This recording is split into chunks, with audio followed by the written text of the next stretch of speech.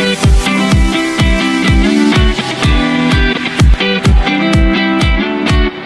datang di podcast Gelombang Komunikasi, tempat di mana kita akan membahas segala hal tentang ilmu komunikasi. Bersama saya Reza dan teman saya. Dan saya Yon. Oke, episode perdana kita kali ini kita akan mengeksplor perjalanan dan pengalaman menarik dari anak-anak ilmu komunikasi. Di sini kami sudah mengundang narasumber terkeren kami. Kakak, tolong perkenalkan diri dulu. Oke, perkenalkan, nama saya Cornel Vermolen dan saya mahasiswa program studi ilmu komunikasi. Saya di sini diundang untuk menjadi narasumber bagaimana cara kita menjadi seorang komunikasi yang baik. Oke, kakak, kita akan memberikan beberapa pertanyaan seputar ilmu komunikasi. Oke. Oke, pertanyaan pertama, apa yang membuat kakak memilih jurusan ilmu komunikasi? Oke, yang membuat saya tertarik dengan ilmu komunikasi itu, saya ingin belajar lebih banyak tentang bagaimana cara kita berkomunikasi dengan baik. Jadi memang setidaknya setiap hari kita sudah saling berkomunikasi, tetapi tidak sebaik yang akan kita pelajari. Jadi mungkin ketika kita mengikuti program studi ilmu komunikasi kan kita pasti diajarkan bagaimana cara kita berkomunikasi dan beretika yang baik. Nah, di situ saya tertarik.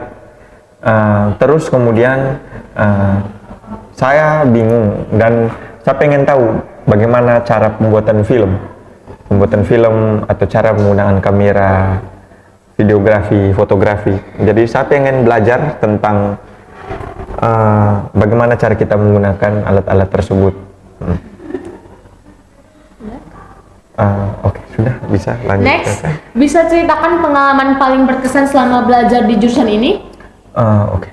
Pengalaman paling berkesan saya ketika saya mengikuti seminar bersama dosen pengampu mata kuliah komunikasi digital dan media baru. Misri nih. Ya. Jadi itu saya dan teman-teman ada dari program studi lain itu diundang untuk mengikuti seminar di kantor bupati karena ada profesornya Ibu Rini yang datang dari Austria. Jadi kami disuruh untuk menerima tamu ibu itu. Jadi setidaknya saya juga bisa belajar tentang bahasa Inggris pasif. Nah, jadi yang saya salut juga dengan seorang profesor itu, dari sekian ratus banyaknya siswa, beliau menjadi salah satu lulusan terbaik dan salah satu orang yang menjadi profesor di universitasnya tersebut. Jadi saya salut dengan beliau karena mungkin dengan ketekunannya beliau sekarang sudah menjadi seorang profesor yang banyak dikenal hingga masuk ke artikel-artikel termasuk di media-media.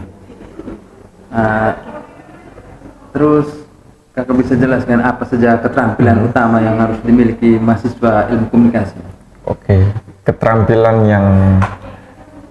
yang paling utama. Yang paling utama itu cara kita berbicara yang baik dan beretika.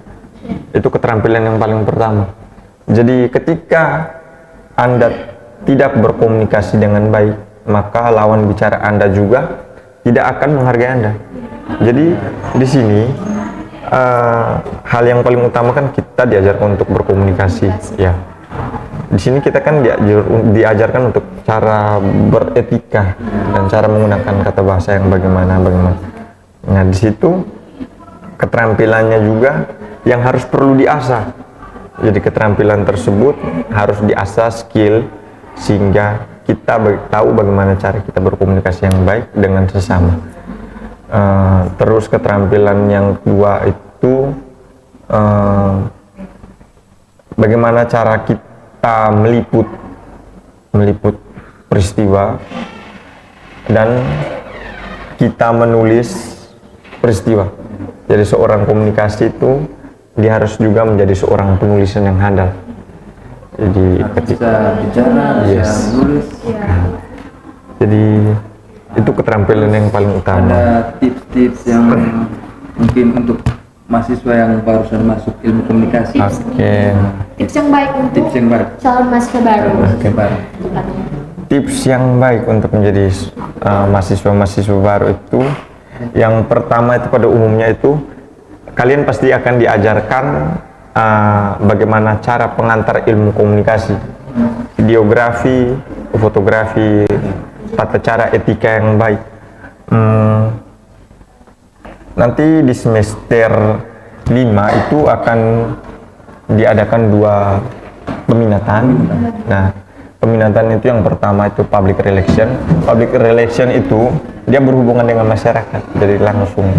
Sedangkan dari peminatan yang kedua itu tentang jurnalistik. Jadi di situ dia akan diajarkan bagaimana cara dia menjadi seorang penulis yang baik, peliput berita yang baik. Mungkin dia mau jadi reporter bisa, terus dia mau jadi narasumber, MC itu bisa. Jadi mungkin adik-adik yang mau masuk itu tipsnya itu bisa datang gabung bersama kita dong. Supaya lebih tahu. Ya, supaya adik-adik mungkin yang belum tahu bagaimana cara berkomunikasi yang baik, public relationnya dengan jurnalistiknya itu bisa gabung. Jadi lebih tahu. Nah, terus Mungkin ada lagi. nanti tipsnya yang berikut itu mungkin adik-adik juga akan diasah skillnya, diasah skill bagaimana cara kita menulis artikel berita. Itu kan nanti tipsnya belum, mungkin adik-adik yang belum tahu itu kan bisa masuk ke sini, sehingga bagaimana cara kita menulis gitu kita bisa tahu, mereka bisa tahu. Jadi dan itu di sini juga tipsnya itu kalian akan mempelajari hal-hal baru. Jadi tipsnya itu apa ya tipsnya?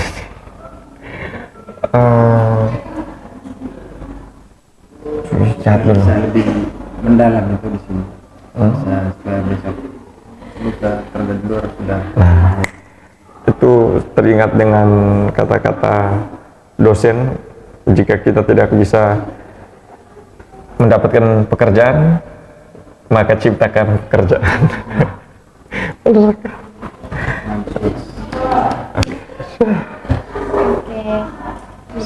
Oke, sekian podcast kita pada hari ini. Terima kasih untuk Kakak Dilano yang sudah mau hadir dan menemani kita pada hari ini. Terima kasih juga yang sudah mendengar episode hari ini dari Gelombang Komunikasi. Saya harap cerita dan pengalaman dari Kakak Dilano dapat memberikan wawasan baru dan inspirasi bagi teman-teman semua yang menonton. Dari saya Reza dan teman saya. Dan saya Yon. Kami pamit undur diri. Bye.